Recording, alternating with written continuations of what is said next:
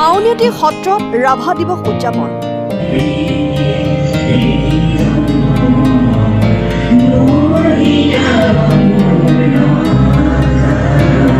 এশগৰাকী মহিলাই উত্তৰ গুৱাহাটীৰ আউনীআটী সত্ৰৰ বাকৰিত পৰিৱেশন কৰে পৰ জনমৰ শুভ লগনত যদিহে আমাৰ হয় দেখা।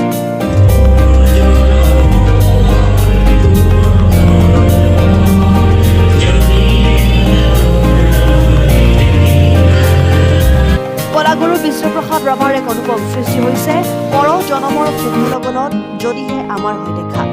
বিষ্ণুপ্ৰসাদ ৰাভাই সৃষ্টি কৰা 131টা গীতৰ ভিতৰত এই গীতটো হৈছে অন্যতম প্ৰেমৰ গীত। শনিবাৰে বিষ্ণু ৰাভা দিৱসৰ পবিত্ৰ দিনটোত 100গৰাকী মহিলাই উত্তৰ গুৱাহাটীৰ আউনীআটী সত্ৰৰ বাকৰিত পৰিৱেশন কৰে এই বিখ্যাত গীতটো। গুৱাহাটীৰ আই অনিয়ন ব্ৰিজ 01 নামৰ সংগঠনটোৱে আয়োজন কৰা বিষ্ণু ৰাভা দিৱসৰ কাৰ্যসূচী আনুষ্ঠানিকভাৱে মুকলি কৰে আউনীআটী সত্ৰৰ সত্ৰাধিকাৰ ডক্টৰ পীতাম্বৰ দেৱগোস্বামী। কাৰ্যসূচীত বিশিষ্ট ব্যক্তি হিচাপে উপস্থিত থাকি সাংবাদিক গৌতম শৰ্মাই ৰাজ্যৰ প্ৰতিটো জাতীয় সংগঠন, বিশ্ববিদ্যালয় আৰু সত্ৰসমূহক অসমীয়া ভাষাৰ প্ৰচাৰ আৰু প্ৰসাৰৰ বাবে কাম কৰিবলৈ আহ্বান জনায়। দিৱস অনুষ্ঠিত কৰা হ'ল। এই অনুষ্ঠানৰ উদ্যোক্তাসকলৰ শলাগ লৈছোঁ, কাৰণ উত্তৰ গুৱাহাটীখন এনেই সাংস্কৃতিক উৰ্বৰা ক্ষেত্ৰ আৰু আজি সামূহিকভাৱে ইয়াত বিষ্ণু ৰাভা দিৱস তেওঁলোকে পালন কৰি যি 100গৰাকী শিল্পীৰ যোগেদি তেওঁৰ যি অমৃতময় বা অমৰ গীতি পৰিৱেশন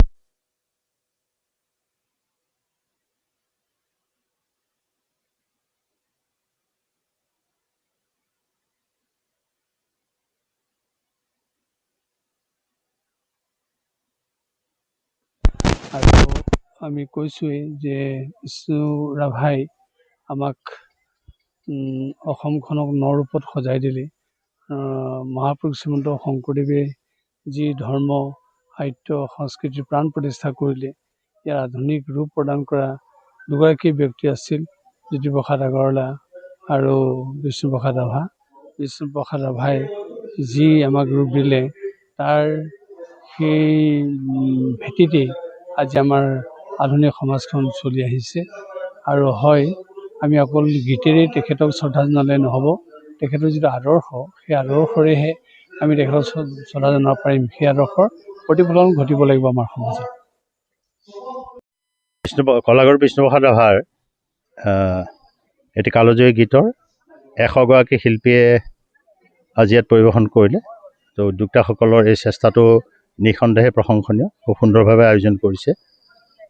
তো কলাগুৰু বিষ্ণুপ্ৰসাদ ৰাভা, সৈনিক শিল্পী বিষ্ণু ৰাভা আৰু অসমৰ সমাজ আৰু সংস্কৃতিৰ যিসকল কাণ্ডাৰী, তাৰ অন্যতম বিষ্ণুপ্ৰসাদ ৰাভাৰ স্মৰণ প্ৰত্যেকগৰাকী অসমীয়াৰ কাৰণে আচলতে গৌৰৱৰ বিষয়। বিষ্ণুৰাভাই নিজেই কৈছিল যে লুইতক ভেটা দি, ব্ৰহ্মপুত্ৰক ভেটা দি বান্ধি ৰাখিব নোৱাৰি, সাগৰলৈ ববই, আৰু ভাঙো বুলি অসমীয়াক ভাঙিব নোৱাৰি, ওপৰলৈ যাবই। সেইটো ভাবি আচলতে আমি সকলোৱে কাম কৰা দৰকাৰ। মোৰ বোধেৰে বিষ্ণু ৰাভাৰ গীত, কবিতা, নাটক, তেওঁৰ কৰ্মময় জীৱন, বৰ্ণময় সৃষ্টি, সকলোখিনিৰ লগতে তেওঁনো কি ক'ব খুজিছিলে, কি কৰিব খুজিছিলে, কেনেকুৱা এখন সমাজ য'ৰ তেওঁ সপোন দেখিছিল, এই গোটেইখিনি কথা উপলব্ধি কৰিব লাগিব। আৰু তাৰ কাৰণে ভাষাটো খুব দৰকাৰী কথা। গতিকে মই ভাবোঁ যে নতুন প্ৰজন্মই নিজৰ মাতৃভাষা ভালকৈ ক'বলৈ, পঢ়িবলৈ, লিখিবলৈ শিকিব লাগে। তেতিয়াহে বিষ্ণু ৰাভাৰ দৰে, জ্যোতিপ্ৰসাদ আগৰৱালাৰ দৰে, ভূপেন হাজৰিকাৰ দৰে, জুবিন গাৰ্গৰ দৰে, মহাপুৰুষ শংকৰদেৱৰ দৰে, মহাপুৰুষ মাধৱদেৱৰ দৰে, বেজবৰুৱাৰ দৰে, চুকাফাৰ দৰে, চিলাৰায়ৰ দৰে অসমীয়া জাতীয় জীৱনৰ কাণ্ডাৰীসকলৰ বিষয়ে জানিব পাৰিব। আৰু তেতিয়াহে তেওঁলোকে অসমীয়া হোৱাৰ প্ৰকৃত গৌৰৱ, আনন্দ আৰু অহংকাৰটো উপলব্ধি কৰিব পাৰিব। সেই বাৰ্তাটোৱে মই ভাবোঁ যে আজি এই অনুষ্ঠানটিৰ জৰিয়তে সমাজলৈ, বিশেষকৈ নতুন প্ৰজন্মলৈ যোৱাটো দৰকাৰী।